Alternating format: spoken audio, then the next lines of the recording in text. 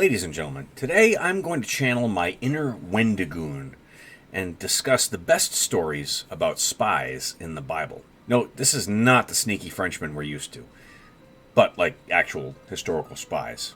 Stick around till the end for the most epic story that's actually closest to what we know as the TF2 spy. Excellent. In chronological order, here are the major spy stories from the Bible. Numbers chapter 13. Moses sends out the 12 spies. This is a story of really obedience and faith in God's promises. After leaving Egypt, but before entering the promised land, Moses and the Israelites at one point camped in the desert of Paran. And God told Moses to send 12 spies into the promised land, aka Canaan, which would one day become, the country of Israel. So they took one representative from each of the 12 tribes, sent them into the land to scout it out. Maybe this should be a scout story. They cut off a branch with a single cluster of grapes that took 2 people to carry, because it was so huge, and brought it back to the base camp. And there they gave the report, the land is indeed flowing with milk and honey, as God promised. It's gorgeous. In fact, check out this ginormous cluster of grapes. But there's no way we can take it. There are giants. We're like grasshoppers compared to the people there. Think Goliath from, the David and Goliath story. Their cities are too well fortified, etc., etc. So 10 of the 12 spies that gave that intimidating report, it really rustled the people of Israel. And only 2, Joshua and Caleb, rebuked them and instead said, God himself said that we would take this land. We can go up and seize it because he's got our backs, period. But regardless of that, the people listened more so to the 10 naysayers and started whining and crying about how they wish they could go back into Egypt, blah, blah, blah, which naturally made God pretty upset since he, did all those plagues, the miracles, parting the Red Sea just to get them to this point. So God basically told Moses, I'm so done with this. I'm going to wipe everyone out and start over with just you, Moses. And Moses asked him to forgive the people, etc. And so God relented, but he still said, no one from this generation is going into the promised land. In fact, I'm going to wait 40 years before I let anyone in, and until this whole generation dies out, because they all believed the bad report from those spies. That is, everyone except for the 2 spies that gave the good report, Joshua and Caleb. They, in fact, outlived everyone and did indeed enter the promised land. Number 2, speaking of Joshua, our next example is from the book of Joshua, from Joshua chapter 2, where he sends out the 2 spies to Jericho, and they get saved by the prostitute Rahab. When the Israelites were taking the land that God had promised them, one heavily fortified city named Jericho was on the hit list. And Joshua sent 2 spies into the city, which had enormous walls, the walls of Jericho, that common statement, to check it out. And the 2 spies hid in the house of a prostitute named Rahab. Now, Rahab was a prudent woman. She told the spies, listen, we've heard everything about what your God has done for you so far. He parted the Red Sea. He helped you guys basically conquer anything in your path. So everybody here in Jericho is absolutely terrified. And I don't want to be on the wrong side of history, because when your armies come here, we know you're going to win. So I'll help you if you spare the lives of my family. The spies agreed to this and told her, put this red cord, hang it outside your window so that, that way we know to avoid killing the people inside when the time comes. And the king of Jericho caught wind that there were spies in Rahab's house. A red spy is in the base! And immediately told her to turn them over.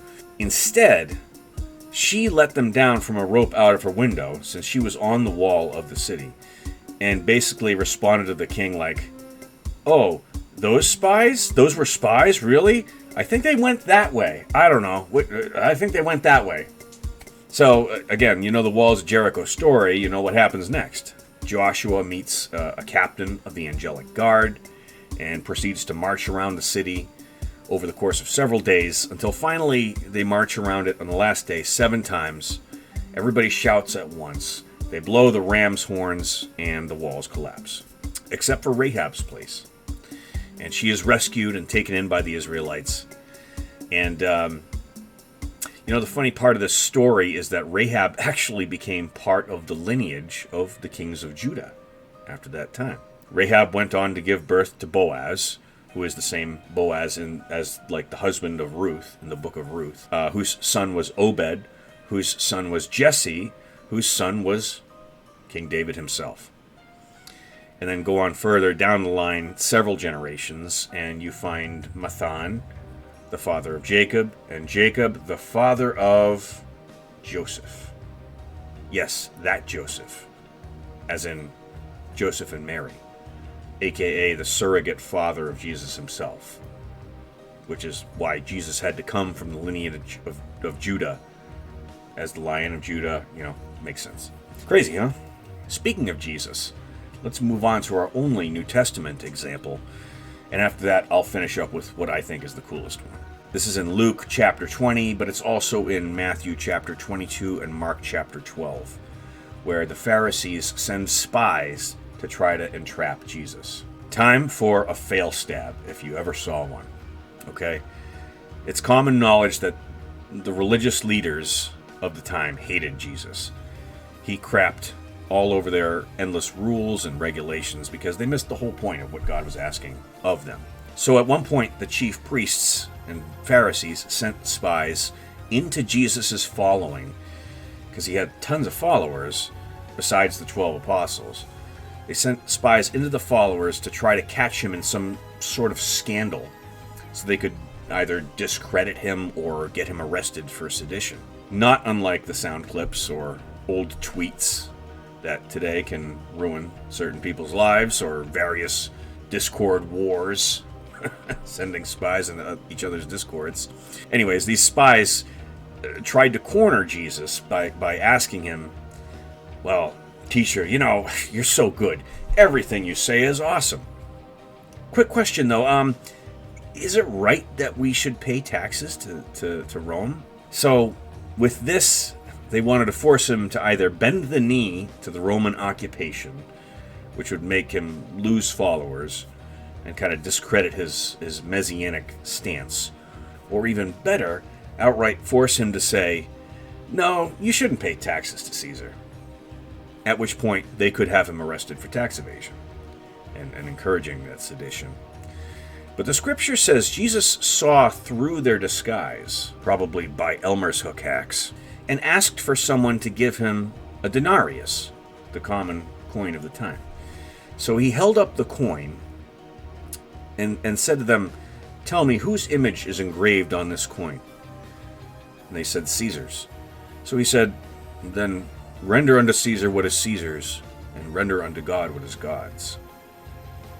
And they were so flabbergasted by the answer, they shut up completely and ended their mission. Mission failed. We'll get them next time. Bonus. Now, as promised, here's the best spy gaming as we know it in the TF2 sense. Although the person technically isn't referred to as a spy, but I think the method is the closest to what we know as TF2 spy. So this is from Judges chapter 3. Okay? Before Israel had official kings like the other nations of the region, they had what were called judges. And these judges would decide the matters of the people and also act as their military leader and or deliverer for the time.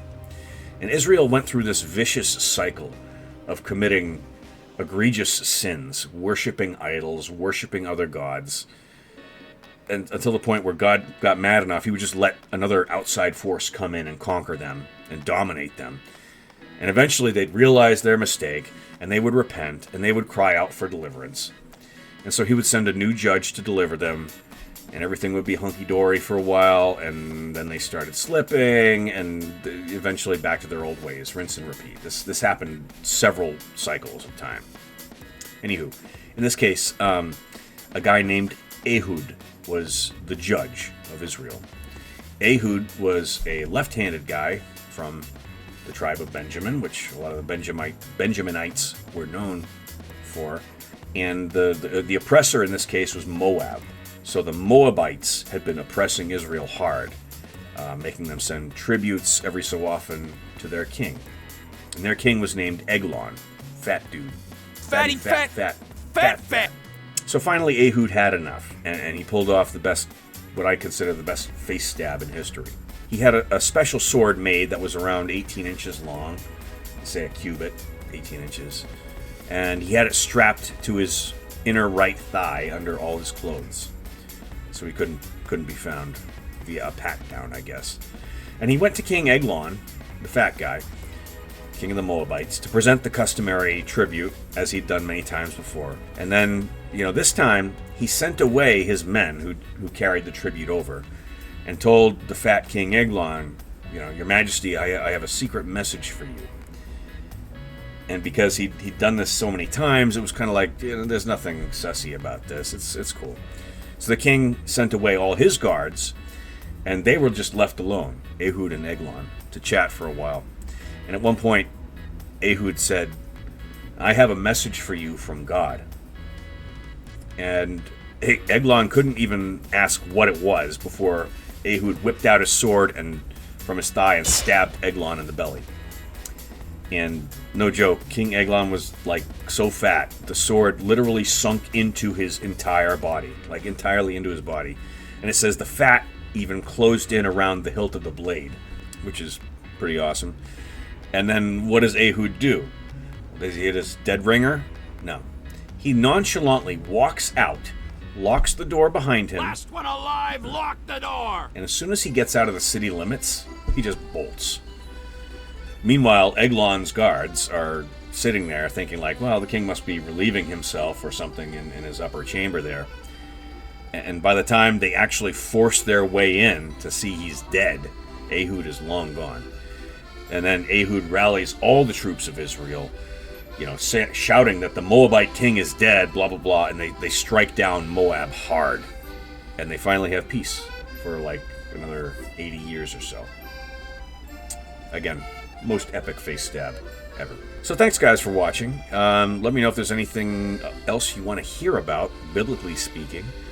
And I highly encourage you to check out these stories and others on your own. The Bible's a fascinating book. So, cheers and God bless.